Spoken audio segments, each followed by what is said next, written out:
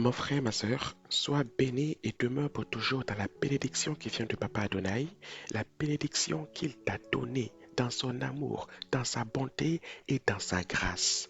Je suis content, je suis heureux en ce matin d'être en connexion avec toi, dans la présence du Père qui nous fait du bien, qui nous nourrit et qui nous fortifie au quotidien.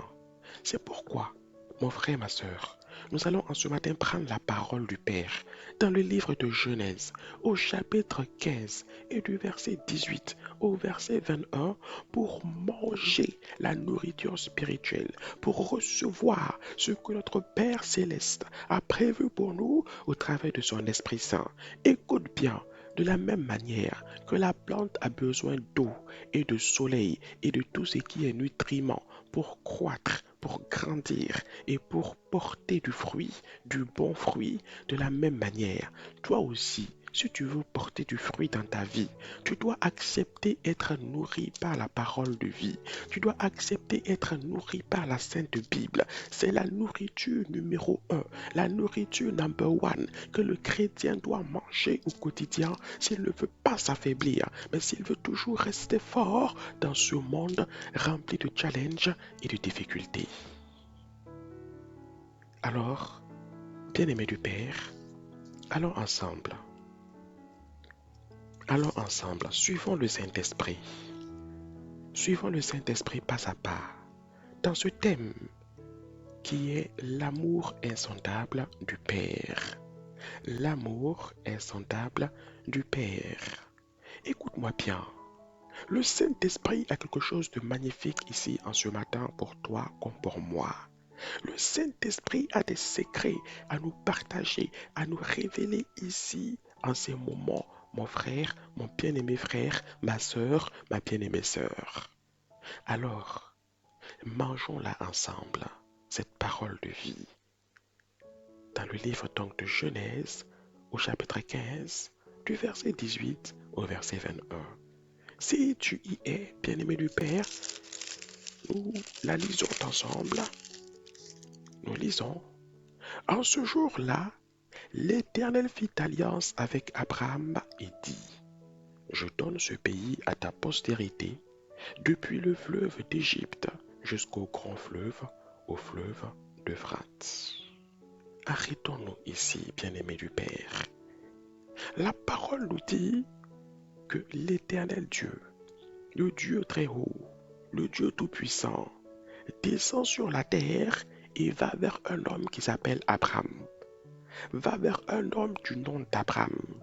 Et l'Éternel Dieu lui dit, Abraham, mon ami Abraham, je vais te faire un cadeau. Toi et moi, nous allons lier alliance. Abraham dit, moi, Seigneur, tu veux lier alliance avec moi, moi, Abraham, toi, le Dieu très haut, alliance avec moi, Abraham, ici-bas? Et Dieu dit, mais oui, Abraham, je t'ai choisi. Je t'ai choisi, Abraham. Et ce choix découle de mon amour pour la terre. Ce choix découle de mon amour pour l'homme. Et je t'ai choisi au travers de cet amour, Abraham, pour conclure une alliance avec toi. Abraham dit, ah bon? Et Dieu dit, oui, Abraham. Abraham dit, mais Seigneur, bon, je t'écoute. Je suis de tout oui. Je suis tout à toi. Et l'Éternel dit à Abraham, mon ami Abraham, je vais te donner à toi et à ta descendance, à tes arrière petits-enfants, tout un morceau de la terre. Tu vois la grosse boule bleue? Je veux te donner tout un morceau de cette boule-là, de cette planète appelée Terre. Et ce morceau va s'étendre depuis le fleuve d'Égypte jusqu'au grand fleuve, celui d'Euphrate. Abraham dit, mais Seigneur, qu'est-ce que j'ai fait pour mériter ça? Qu'est-ce que j'ai fait pour que tu conclues une alliance avec moi?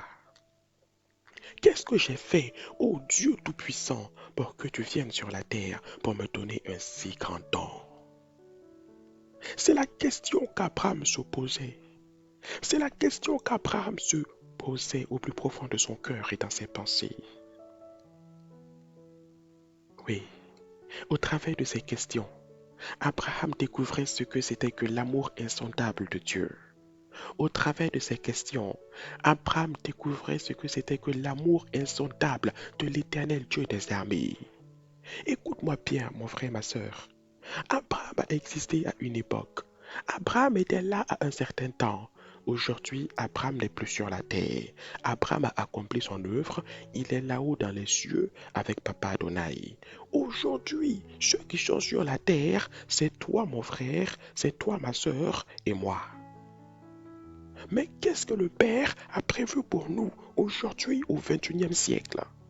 Papa dit dans sa parole qu'il ne change pas et qu'il ne varie pas. En d'autres termes, depuis le temps d'Abraham jusqu'à aujourd'hui, Dieu est le même.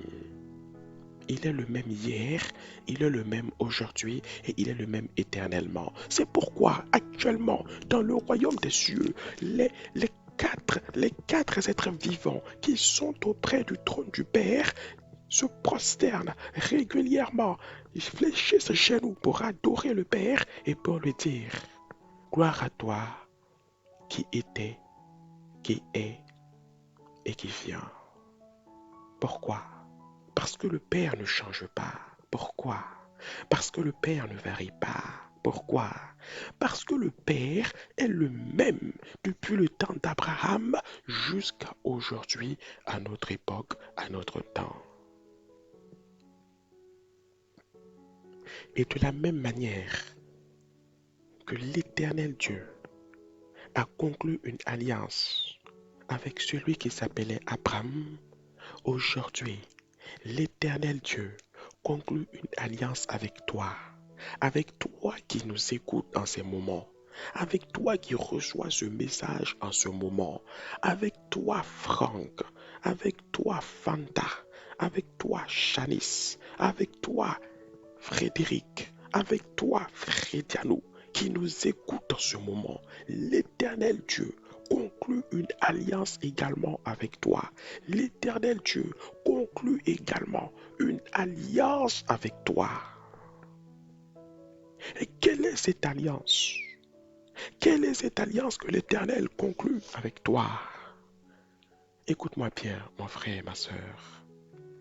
Cette alliance, de la même manière que l'Éternel Dieu a offert une partie de la terre à Abraham, aujourd'hui, l'Éternel Dieu t'offre la vie éternelle, au travers de celui qui s'appelle Jésus-Christ, c'est-à-dire son Fils unique engendré, qu'il a osé sacrifier à la croix du Calvaire, qu'il a osé mettre à mort à la croix du Calvaire, afin que toi, afin que moi, aujourd'hui, en croyant seulement à cette action d'amour que Dieu a réalisée, de sacrifier son Fils pour nous, qu'au travers de cette croyance, qu'au travers de cette acceptation, que nous recevons en retour, toi et moi, la vie éternelle. Mais qu'est-ce que la vie éternelle? Le territoire que l'Éternel avait donné à Abraham se situait entre deux fleuves, depuis le fleuve d'Égypte jusqu'à celui de l'Euphrate. Que signifie donc la vie éternelle, concrètement parlant, bien-aimé du Père? Aujourd'hui, toi qui crois en Christ, tu as la vie éternelle. Toi qui ne crois pas encore en Christ, l'Éternel est prêt à conclure une alliance avec toi en Jésus-Christ, afin que tu reçoives la vie éternelle. Mais qu'est-ce que c'est que cette vie éternelle?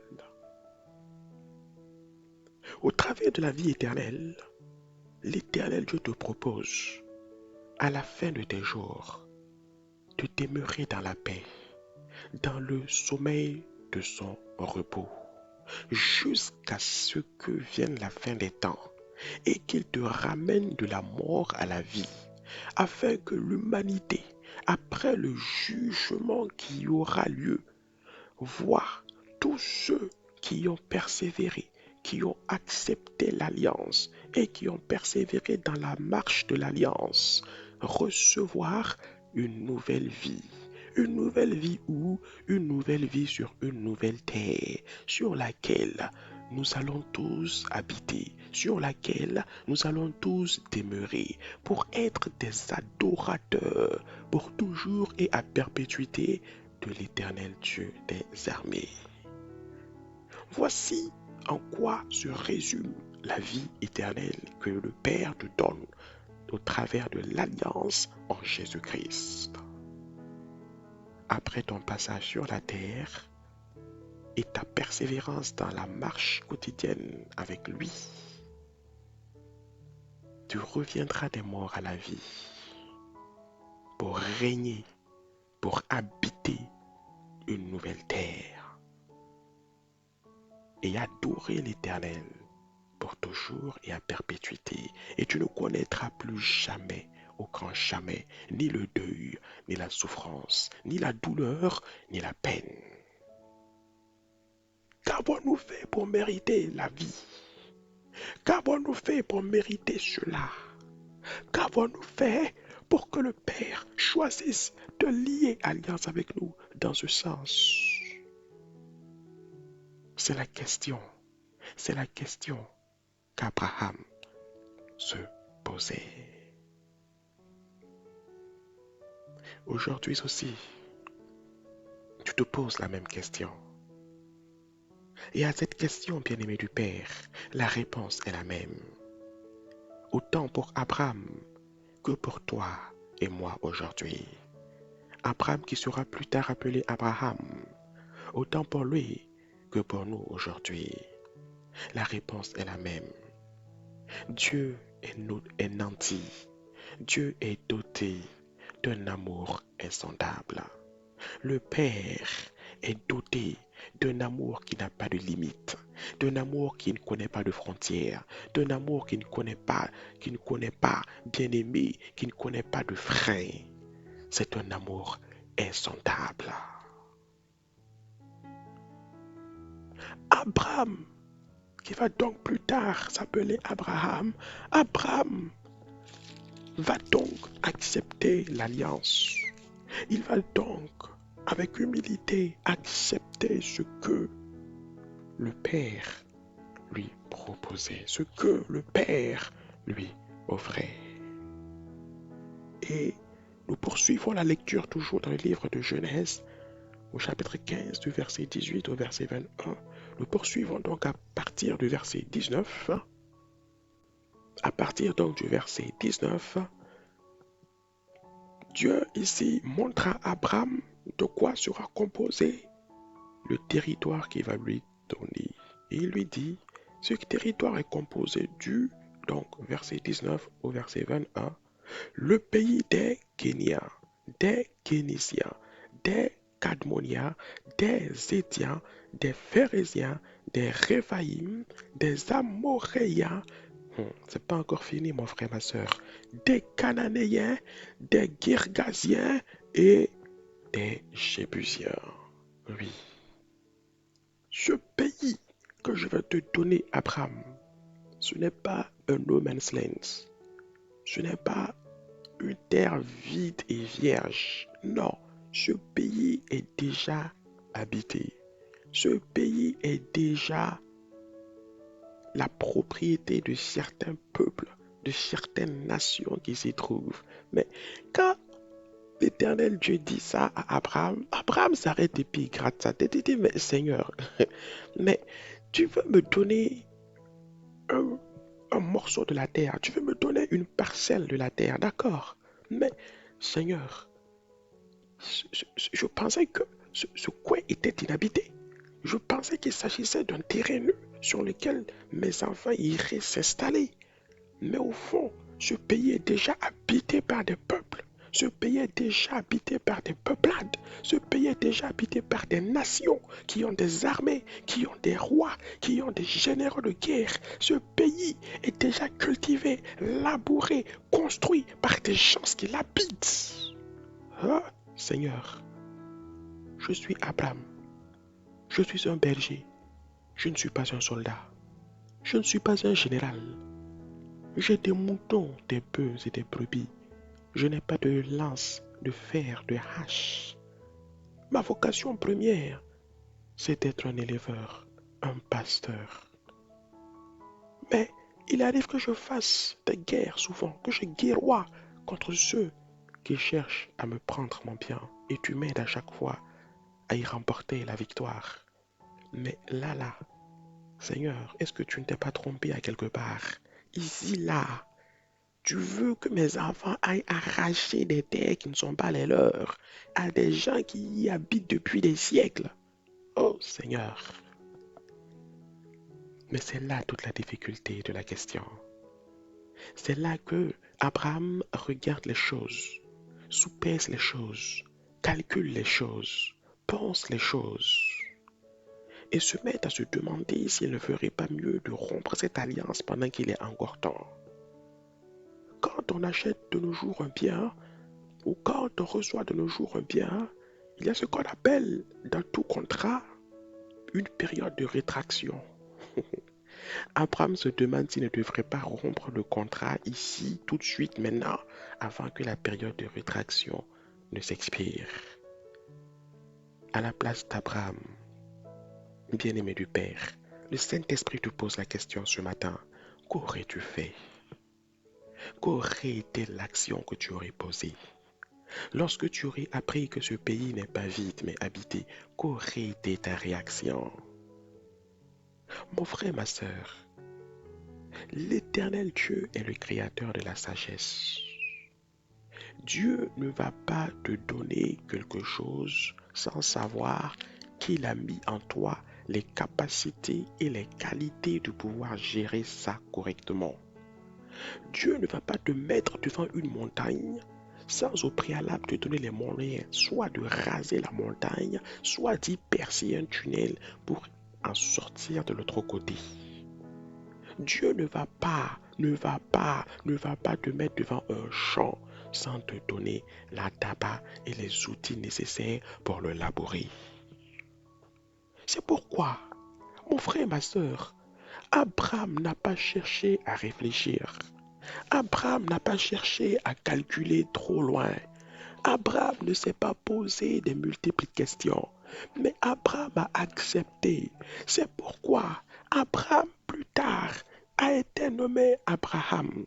Et plus tard, Abraham a toujours été connu comme étant le père de la foi, parce qu'il a eu foi en Dieu. La foi, c'est d'accepter sans chercher d'abord à vérifier. La foi, c'est d'accepter avec une confiance aveugle et totale en Dieu. Et c'est pourquoi donc Abraham a accepté.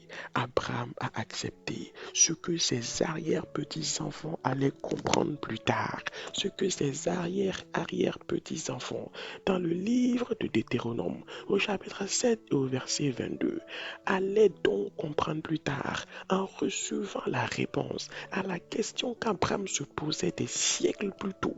Pourquoi est-ce que le Père, le Seigneur, l'Éternel Dieu des armées, lui avait offert une partie de la terre, mais non pas une partie vierge, mais une partie habitée? Quand tu lis dans le livre de Deutéronome, au chapitre 7 et au verset 22, la Bible nous dit, la parole nous dit que l'Éternel lui-même dira aux arrière-petits-enfants de cet homme, Abraham, ce pays que je vous donne, connu sous le nom de pays de Canaan, vous n'allez pas prendre possession de ce pays en un temps record. Vous n'allez pas prendre possession de ce pays-là de manière spontanée. Non. Mais moi-même, je vais chasser devant vous les nations qui habitent ce pays de manière progressive. Ce ne sera pas à vous, mais c'est moi qui vais opérer au travers de vos bras, au travers de vos lances, au travers de vos épées. Quand vous irez en conquête pour conquérir ce pays, moi Dieu, je combattrai à vos côtés, je lutterai farouchement avec vous et je chasserai ces nations de devant vous, petit à petit, de craindre que, en chassant ces pays d'un seul coup, de craindre que le pays ne devienne vide et que les bêtes sauvages des champs n'y prolifèrent et ne vous attaquent en vous rendant la vie difficile. La population qui habitait le pays de Canaan n'était pas un problème pour Dieu. La population qui vivait dans le pays de Canaan n'était pas un problème pour Dieu. Mais le souci de Dieu, c'était que ce pays soit vide et que les bêtes sauvages y prolifèrent. Parce que le Père respecte la nature. Écoute-moi très bien mon frère. Le premier des écologistes, c'est Papa bon Dieu là-haut. Parce que c'est lui qui a créé la nature. Et nul ne peut respecter mieux la nature que lui-même, Papa bon Dieu. C'est sa nature. Il l'a faite par amour. Il aime cette nature et il l'a créée avec amour et avec soin. Dieu ne va pas laisser les bêtes sauvages proliférer dans le pays pour les tuer gratuitement après. Non. Personne ne peut créer la nature. Personne. L'homme ne peut qu'entretenir la nature et permettre à la nature d'une certaine manière de se développer. C'est pourquoi la foi d'Abraham, des siècles plus tôt, d'avoir accepté cette alliance, s'est montré justifié des siècles plus tard quand ses petits-enfants, ses arrière-petits-enfants ont commencé la conquête du pays de Canaan. Ils ont réussi avec le bras du Père à chasser toutes les nations qui y habitaient conformément à la parole du Père afin que la Sainte Bible s'accomplisse et qu'elle soit davantage reconnue comme étant un livre de vérité, comme étant un livre prophétique qui annonce ce qui est vrai, qui annonce ce qui doit arriver et qui annonce ce qui va arriver. Au temps d'Abraham, la Bible telle que nous la connaissons aujourd'hui, mon frère, ma soeur, n'existait pas. C'est Moïse qui, plus tard, va rédiger donc tous les livres de Genèse, d'Exode et ainsi de suite. Ce qui va nous permettre aujourd'hui donc d'avoir la Bible telle que nous la connaissons. À cela se sont ajoutés les écrits de l'apôtre Paul dans le Nouveau Testament ainsi que des différents apôtres et ainsi de suite. Écoute-moi, bien-aimé du Père. La parole de Dieu forme un bloc uni. La parole de Dieu forme un bloc uni. Parce que malgré toutes ces personnes qui sont intervenues dans la rédaction de la Bible, l'auteur unique de la Bible est le Saint-Esprit. C'est pourquoi, malgré que Moïse n'a pas connu Paul, qui est venu des milliers d'années plus tard, Paul et Moïse ne se sont pas contredits dans la parole. C'est pourquoi Ésaïe, qui n'avait jamais vu Moïse et qui n'avait jamais vu Paul, en rédigeant la parole, la partie de la parole donc, propre livre d'Ésaïe, a annoncé des choses qui allaient s'accomplir plus tard, à l'époque où Paul allait venir sur la terre. La Bible est un livre magnifique.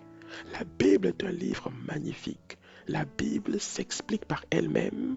La Bible s'explique au travers des révélations du Saint-Esprit également. Et la Bible ne se contredit jamais. Bien-aimé du Père, Abraham a accepté l'alliance. Malgré les difficultés qui allaient jalonner le chemin, Abraham n'a pas refusé. Aujourd'hui, tu te dis, mais pourquoi la vie éternelle si nous sommes dans un monde qui déjà n'est pas facile? Mon frère, ma soeur, écoute-moi très bien. S'il te plaît, écoute-moi très bien. Le Père sait que ce monde est rempli de séduction. Le Père sait que sur cette terre, la séduction est omniprésente. La séduction est à la télé, la séduction est dehors, la séduction est partout. Le Père sait que tu es dans un monde où la tentation est manifeste. La tentation d'haïr son prochain. La tentation de refuser de pardonner. La tentation de faire du mal. La tentation de se venger. Le Père sait que le monde dans lequel tu es est miné par l'amour de l'argent. Papa sait que le nerf de la guerre pour les hommes aujourd'hui, c'est l'argent. Les hommes le disent eux-mêmes. Papa sait que tu évolues dans un monde rempli d'épreuves et de difficultés. Le Père sait que les maladies font ravage. Le Père sait que les difficultés font ravage. Le Père connaît, le Père sait tout ça. Mais aujourd'hui, au 21e siècle, au 21e siècle, il te propose une alliance. Et pourquoi? Pourquoi ne pas te donner la vie éternelle tout de suite? C'est la question que beaucoup de chrétiens se posent. Seigneur, pourquoi ne pas quitter la terre tout de suite pour accélérer les choses et obtenir la vie éternelle? Attendre tranquillement jusqu'à la nouvelle résurrection, plutôt que de rester sur cette terre remplie d'épreuves, remplie de difficultés, remplie de maladies, remplie de tout ce qu'on ne souhaite pas. Oh Seigneur, pourquoi? Abraham aurait pu poser cette question au Seigneur. Abraham aurait pu questionner l'Éternel, le Très-Haut, de la sorte. Ah, mais tu me donnes un pays qui est rempli par des peuples étrangers, mais Seigneur, oh, comment, pourquoi? Mais Abraham a été docile. Docile comment? Docile en manifestant la foi. C'est pourquoi la Bible nous dit que sans la foi, il est difficile de plaire à Dieu. Si Abraham n'avait pas manifesté la foi pour garder son sang-froid, il aurait certainement heurté le cœur du Père qui venait avec amour et bonté lui offrir un don immense. De la même manière qu'aujourd'hui, Dieu vient t'offrir un don immense. Un don que tu ne peux pas acheter avec tout l'argent et tout l'or du monde. Un don que tu ne peux pas acquérir avec toute la sagesse et toute la force du monde. Montre-moi dans quelle pharmacie est-ce que l'on vend la vie éternelle. Dans quelle boutique est-ce que l'on vend la vie éternelle? Non, ce don que nous ne méritons pas, le Père nous le donne gratuitement, sans rien nous demander en retour, si ce n'est que d'avoir foi en lui, comme Abraham, si ce n'est donc de lui faire confiance et de le suivre dans une totale et aveugle confiance et acceptation et donc soumission. La foi est égale à la soumission. Pourquoi est-ce que le Père te garde sur cette terre, bien-aimé du Père? Tout simplement parce que tu es son ambassadeur auprès des nations. Tout simplement parce que quand tu vas lire dans le livre d'Apocalypse, tu verras ce que Satan, le diable, a prévu de faire avec les hommes de ce monde qui ne sont pas encore en Christ. Hommes avec grand H. Le Père te garde sur cette terre afin que tu sois un canal pour le salut de l'humanité. Écoute-moi bien, mon frère, ma soeur. Satan veut utiliser les hommes comme des kamikazes. Écoute-moi, mon frère. Quand tu va lire dans le livre d'Apocalypse, tout est écrit clairement dedans. Satan veut utiliser les hommes comme étant des munitions, des balles. À la fin des temps, lors de la grande guerre qui va opposer les anges de Dieu d'une part à Satan et à ses démons, Satan veut recruter dans son armée des hommes. Mais dis-moi, qu'est-ce qu'un homme peut faire contre un ange? Comment est-ce qu'un homme peut lutter face à un ange? Un homme de chair et de sang comme toi et moi, qu'est-ce que nous pouvons faire face à un ange qu'on ne peut même pas voir avec nos yeux? Écoute-moi et réponds-moi. Et c'est ce que Satan veut faire. Satan veut recruter dans son armée des hommes, des femmes qui ne connaissent pas Christ, des hommes, des femmes qui n'ont pas la vie éternelle, afin que ces hommes et ces femmes soient des fantassins dans son armée, qui vont aller se faire écraser lors de la bataille, qui vont aller se faire massacrer lors de la guerre. Et tu me demandes quel est l'intérêt pour lequel Satan ferait ça? Mais la réponse est simple. Qui a créé l'homme? N'est-ce pas le Père? N'est-ce pas Dieu? Dieu aime l'homme et Satan le sait. Alors pour blesser le cœur de Dieu, Satan va prendre ses enfants, les recruter comme étant des soldats pour aller le combattre lui-même. Quel est ce père qui pourrait avoir de la joie à mener la guerre contre ses propres enfants? Et c'est ce que Satan veut faire. Satan veut amener le monde à combattre contre le Père. Satan veut amener la créature à combattre contre son Créateur. Satan veut amener les fils et les filles à combattre contre leur Père. Parce qu'au travers de Jésus-Christ, le Créateur a fait tomber la notion de Créateur et de créature. Dieu a fait tomber la notion de Dieu là-haut et de l'homme en bas. Il a uni, lui, Dieu, à l'homme ici-bas dans la relation Père et Fils.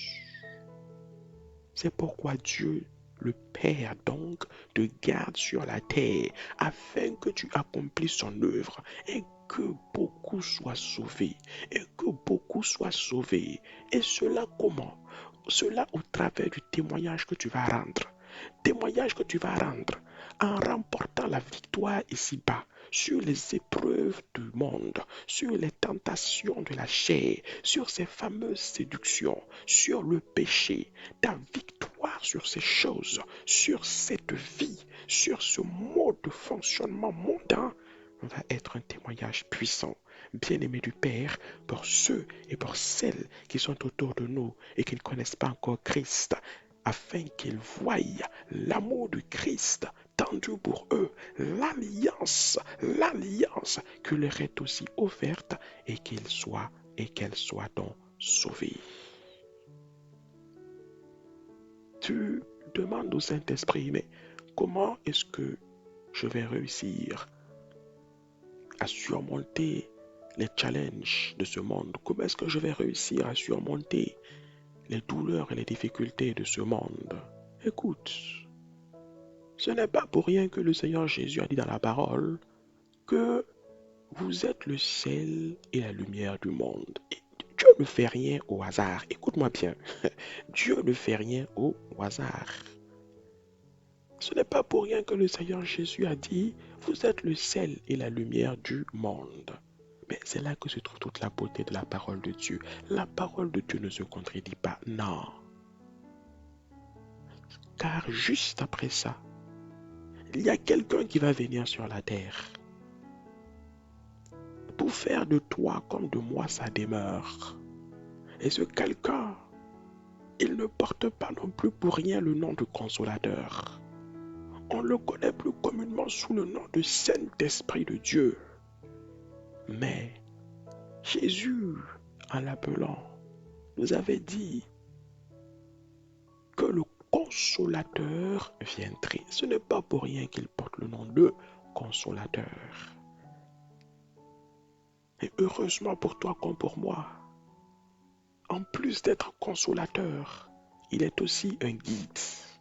En plus d'être un guide, il est aussi celui qui vient habiter en toi et en moi, faisant de ton simple corps charnel une maison spirituelle qui dépasse l'entendement de l'intelligence humaine, afin que ce corps composé d'os, de tissus et d'organes devienne une demeure spirituelle du Saint-Esprit, afin qu'il habite en toi, qu'il réside en toi, qu'il te donne le courage, qu'il te donne la force, qu'il te donne la consolation, la puissance et l'énergie nécessaires pour dominer les tentations de ce monde, pour dominer la séduction de ce monde, pour dominer l'amour de l'argent de ce monde, pour te donner la force de pardonner à ton prochain, de ne pas courir après la vengeance, pour te donner le courage de surmonter les épreuves et les difficultés qu'il y a sur cette terre, de sorte à ce que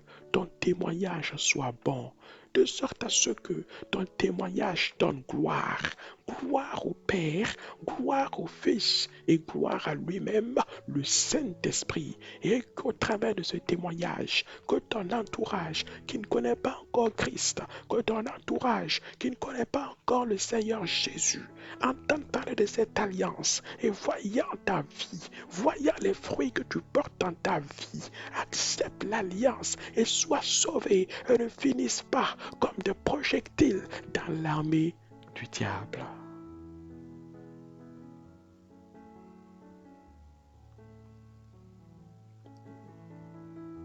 Abraham, je vais te donner un territoire qui va s'étendre depuis le fleuve d'Égypte jusqu'au fleuve d'Euphrate.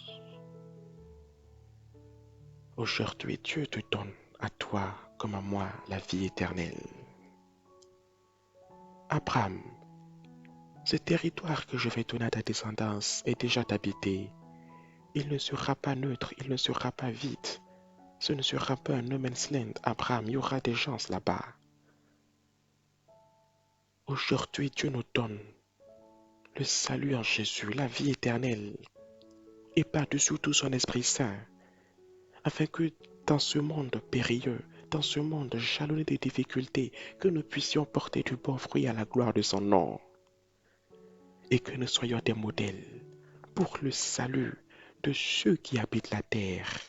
Le fait de ne pas connaître ton prochain qui réside à l'autre bout de la planète là-bas n'est pas une raison suffisante pour le laisser périr. Non. Parce que Dieu connaît tous les hommes qui habitent la terre et chaque homme, chaque femme, chaque vieillard, chaque enfant qui habite la surface de la terre réside aussi dans le cœur de Dieu. Car nous sommes tous des fils et des filles du Père. Laissons tomber les barrières inutiles. Et laissons l'amour de Dieu nous porter. Cet amour insondable, laissons l'amour insondable du Père nous porter. À aller sauver nos prochains, à aller sauver nos frères, nos sœurs qui ne connaissent pas encore Jésus-Christ aujourd'hui, qui ne sont pas encore dans l'alliance aujourd'hui. Parce que l'alliance est semblable à l'arche de Noé. Allons au travers de l'amour du Père, l'amour qui dépasse toute forme de frontière, toute forme de barrière. Arracher nos frères et nos sœurs d'entre les griffes du diable et les ramener en sûreté dans la nouvelle arche qui est Jésus-Christ, afin que nous soyons tous sauvés lors du prochain déluge qui est en train d'arriver sur la terre. Et oui mon frère, et oui ma sœur, que tu le veuilles, que tu ne le veuilles pas, que je le veuille, que je ne le veuille pas, que nous l'aimons, que nous ne l'aimons pas, mon frère, ma sœur, ce déluge-là, il est en train de venir à grands pas. Que tu aimes ce déluge ou que tu ne l'aimes pas, ce n'est pas là la question. Il faut que nous nous préparons. Déjà, le ciel est noir de nuages. Déjà, les éclairs et le tonnerre tonnent. Regardons les signes bien-aimés du Père. Les signes sont avant-coureurs. Des tsunamis par-ci, des tremblements de terre par-là, des maladies inconnues, des Covid par-ci, des Covid par-là. Les signes sont plus qu'annonciateurs.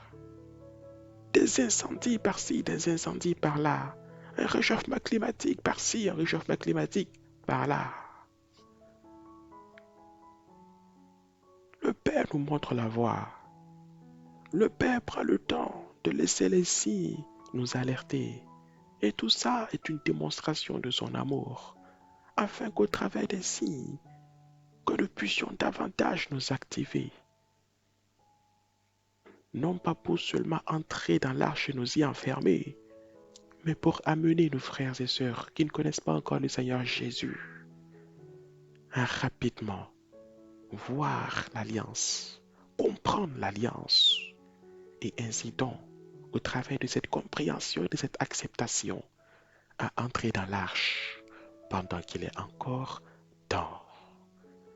À entrer dans l'arche afin que le cœur du Père se réjouisse et que lors de la bataille finale, lors de la guerre finale, lorsque les anges de papa vont descendre pour massacrer les anges de Satan, que dans cette guerre, que face aux anges du Père, qu'il n'y ait que les démons de Satan, qu'il n'y ait que Satan le diable lui-même et ses troupes, et qu'à leur nombre, qu'aucun homme, qu'aucune femme n'y soit dénombré, mais que le diable et ses démons soient massacrés, conformément à ce que la parole nous dit dans le livre d'Apocalypse, et que la gloire, et que la joie, et que le bonheur reviennent totalement entièrement et définitivement à notre Père céleste.